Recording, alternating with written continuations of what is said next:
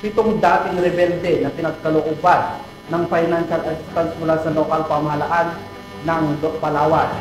Ito ay bahagi ng reintegration program na naglalayong bigyan sila ng tulong pinansyal upang matulungang makapagsimula muli at magkaroon ng bagong buhay. Patrolwoman Ana Rose Guadanias sa report. Tumanggap ng tulong pinansyal ang 7 tribal attorneys sa ginanap na Local Social Integration Program sa Assistance Awarding Ceremony na pinangasiwaan ng Provincial Social Welfare and Development Office sa Palawan. Nito lamang huli linggo ng Marso taong kasalukuyan. Mula sa 7, 5 tribal attorneys ang personal na tumanggap ng tulong na nagkakahalaga ng 25,000 pesos.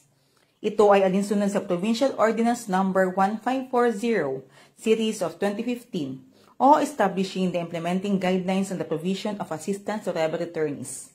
Samantala, sa datos ng PSWDO, mula 2014 hanggang 2025, umabot na sa 223 former rebels ang napagkalooban ng assistance sa Palawan. Sa pagtutulungan ng pamahalaan, kapulisan at kasundaluhan, ay patuloy na hinihikayat ang mga makaliwang grupo na manumbalik sa pamahalaan upang mabigyan ng panibagong simula para sa matahimik at mapayapang pamumuhay sa komunidad.